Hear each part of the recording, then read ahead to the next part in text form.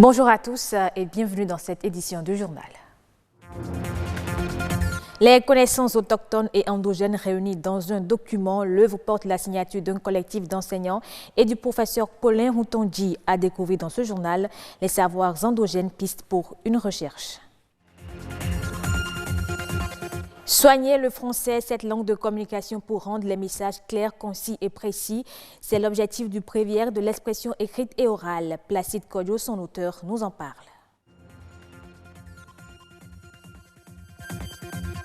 Et puis, les métaux toxiques se retrouvent à notre insu dans notre alimentation. Un produit de consommation sur 5 en contient.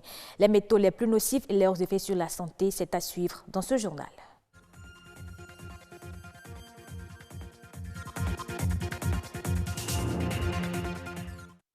Bienvenue dans ce journal que nous ouvrons par ce clin d'œil à tous les candidats qui composent les épreuves écrites et orales et pratiques du CEP, certificat d'études primaires, session de juin 2019. Ils sont au total 219 241 répartis dans 764 centres sur le territoire national. À noter que cette année, l'effectif des candidats connaît une baisse de 1,13% en comparaison à l'année 2018 et consacre le retour de la dictée dans le rang des épreuves. Que l'esprit de réussite accompagne donc tous les candidats. Je l'annonçais en titre, les savoirs endogènes pistes pour une recherche. C'est un livre. Il est un condensé de connaissances autochtones co-examiné par plus d'une douzaine d'enseignants-chercheurs sous la supervision du professeur Paulin Routondi. Le document, qui est à sa 2e édition, atteste par ailleurs de la richesse des cultures africaines. Il fait partie des livres au programme pour les élèves en classe de première. Allons à sa découverte avec Judith Tossa. Rédigé par un collectif d'écrivains, Les savoirs endogènes, pistes pour une recherche est une œuvre littéraire qui révèle les trésors cachés de la culture béninoise. Dans une mauvaise traduction anglaise, on dirait les savoirs indigènes. Il ne s'agit pas d'indigènes, on dirait savoirs autochtones, savoirs locaux. Les savoirs endogènes nous permettent de sortir de l'enfermement et de nous ouvrir au monde. Et c'est pour cela qu'aujourd'hui, les Africains, les chercheurs africains doivent démontrer que la science n'est pas l'apanage de l'homme blanc, c'est tout simplement aussi une réalité africaine. Et il est démontré même que les plus grandes connaissances, les plus grands savoirs sont d'origine africaine. 345 pages coécrites par 14 écrivains béninois et français sous la direction du professeur Paulin Routondi. Une invite à une prise de conscience collective. L'ouvrage, édité pour la première fois en 1994, a connu un succès, d'où sa réédition.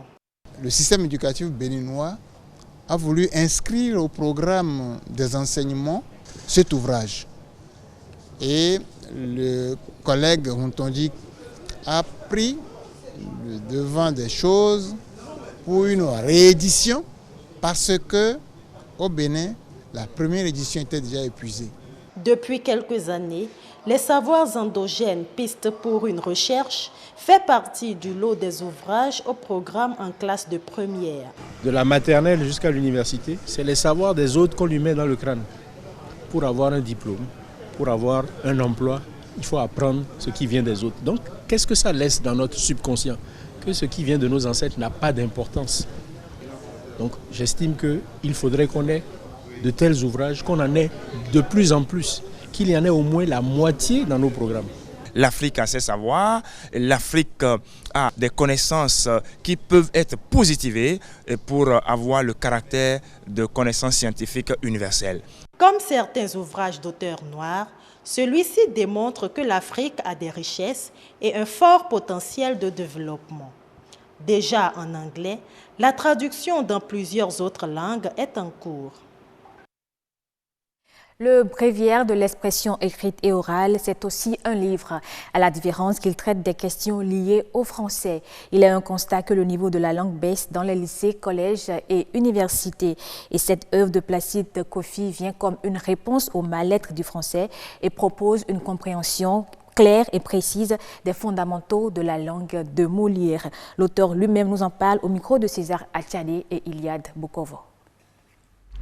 On vous dira que le français, ce n'est pas notre langue maternelle, et qu'aucun peuple ne peut se développer à partir d'une langue étrangère. Ça, je suis tout à fait d'accord. Mais la réalité est qu'aujourd'hui, le français, c'est la langue de communication. Oui, c'est la seule langue, même ici à l'intérieur du pays, du nord au sud et de l'est à l'ouest, c'est la seule langue qui nous permet de communiquer aisément à l'intérieur du pays. Et même à travers tout l'espace francophone du monde entier. Lorsque nous disons aujourd'hui que les jeunes s'expriment mal, ça ne va pas. C'est vrai, ça n'honore personne. Non, ça n'honore personne. Le Dahomey, avant qu'il n'a que le CPE, ben lorsqu'il parle, c'est sans faute. Lorsqu'il écrit, c'est sans faute. Mais alors, lorsqu'on est allé d'un extrême à un autre, et qu'aujourd'hui, donc, ça ne va pas, il faut chercher à corriger la situation. La communication, c'est pour se faire comprendre. Vous voyez, lorsque le message, l'idée est là, mais lorsque vous n'arrivez pas à l'exprimer clairement, on ne peut pas comprendre ce que vous êtes en train de dire. Donc, nous devons soigner cette langue-là pour que nous fassions une très bonne communication. Alors, nous avons étudié la question et nous avons conclu qu'il s'agit d'une question de construction de phrases.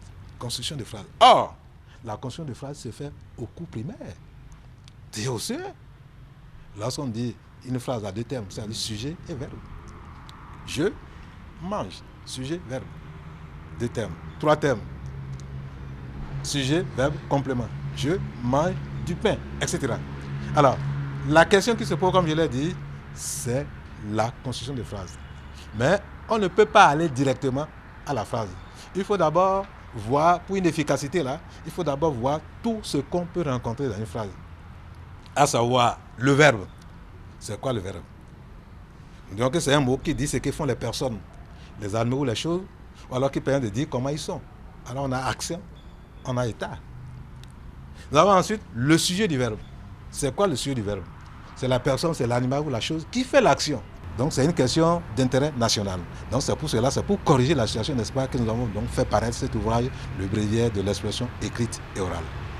Pour que, n'est-ce pas, le Dahomey puisse donc retrouver la place qui était la sienne en matière d'expression écrite et orale.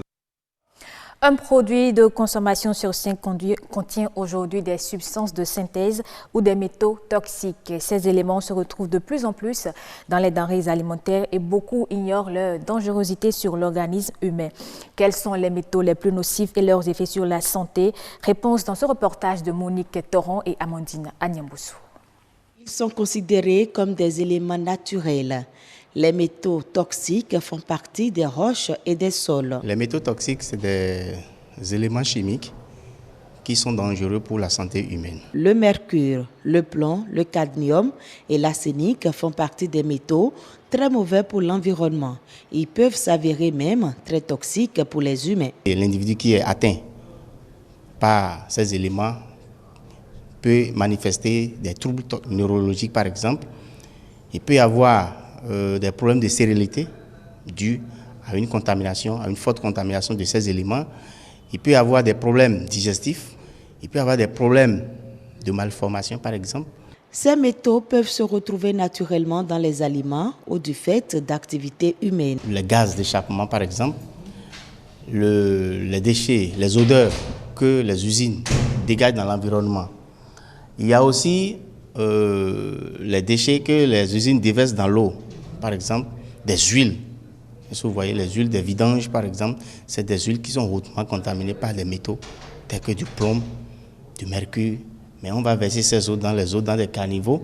Quand il y a l'eau de ruissellement, ces eaux vont drainer ces huiles-là dans les rivières, dans les lacs, dans la mer.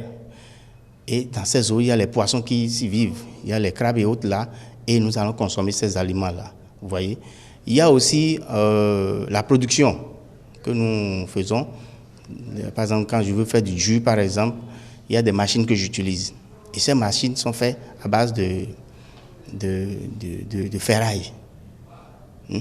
Et donc, quand les produits vont passer, et ces éléments vont se dégrader dedans un peu, et quand l'homme va consommer ces aliments-là, il peut être atteint par ces maladies-là. Compte tenu du large éventail d'effets sur la santé, il est essentiel de contrôler les niveaux dans les denrées alimentaires. L'analyse, c'est le but final. C'est l'analyse qui nous permet de dire « Ah, le produit n'est pas contaminé » ou « Le produit est contaminé ». Mais on n'a pas l'habitude de contrôler nos produits parce que, comme on sait qu'on n'a pas ajouté des substances toxiques, on se dit que le produit n'est pas contaminé, mais c'est faux. La contamination, ce n'est pas visible. Ce n'est pas visible, c'est un phénomène naturel parfois, c'est un phénomène chimique qui se produit au moment de la production, au moment du stockage, au moment du transport, que nous ne maîtrisons pas. Pour développer un réseau de laboratoires de sécurité alimentaire et environnementale fiable, il est organisé à l'intention des représentants des pays membres de l'Agence internationale de l'énergie atomique, un cours régional sur l'analyse des métaux toxiques dans les aliments. La Banque africaine de développement a annoncé avoir accordé des dons d'un montant global de 92,41 millions de dollars, soit plus de 50 milliards de francs CFA. Objectif, aider le Mozambique, le Zimbabwe et le Malawi, 3 pays touchés par les cyclones Idai et Kenneth, à mettre en œuvre un programme de reconstruction d'urgence et de résilience sur 4 ans. Ainsi, près de 2 millions de personnes affectées vont bénéficier du programme d'aide qui devrait rétablir les moyens de subsistance, les services sociaux et de meilleures infrastructures socio-économiques. Une randonnée pédestre pour s'engager dans la lutte contre la pollution atmosphérique, c'est le choix des sportifs et des environnementalistes sénégalais pour marquer la journée mondiale de l'environnement. Ils ont parcouru à pied 8 km pour sensibiliser la population à la sauvegarde de leur environnement. Le reportage de nos confrères de la RTS. La sensibilisation sur le choix de vie des populations au cœur de cette forte mobilisation pour une bonne qualité de l'air, sportifs et environnementalistes s'engagent activement dans la lutte contre la pollution atmosphérique. Sur un parcours de 8 km, les randonneurs ont invité les populations à s'approprier leur environnement. De nos choix de vie dépend la qualité de l'air que nous respirons. Je pense que chacun doit contribuer à sa façon à l'amélioration de l'environnement. Chacun doit contribuer à la lutte contre la pollution de l'air. Cette manifestation est marquée par la présence des acteurs du transport. Selon des études, le secteur des transports routiers constitue la principale source de pollution de l'air à Dakar. Pour trouver des solutions, un système de transport de masse sera développé. Le projet Bus Rapide Transit, qui est un projet vert, va convoyer plus de 300 000 voyageurs par jour. Et vous savez que c'est un impact considérable sur la qualité de l'air. Parce que imaginez-vous juste, si ces 300 000 voyageurs, chacun prenait aujourd'hui son véhicule, ou chacun trouvait son mode de locomotion, ce serait très polluant pour Dakar. En attendant la réalisation de ce projet, le gouvernement a implanté des stations pour mesurer quotidiennement la qualité de l'air à Dakar. Ces centres constituent des outils qui nous permettent de déclencher des alertes à chaque fois que nous constatons une dégradation de la qualité de l'air. Je pense que tous les Sénégalais doivent s'engager. Son Excellence, le Président de la République, a déjà donné les orientations nécessaires pour que nous fassions de sorte que notre environnement soit sain, comme le recommande notre Constitution qui dit que chaque citoyen a droit à un environnement sain. La journée mondiale de l'environnement est célébrée le 5 juin dernier. Au Sénégal, elle a été décalée d'une semaine à cause de la fête de Korité. Pour cette édition, la ville de Guédiawaye est choisie pour abriter la cérémonie nationale de lancement le mardi prochain. Fin de ce journal, merci de l'avoir suivi. Je vous retrouve avec plaisir à 19h45 pour d'autres informations.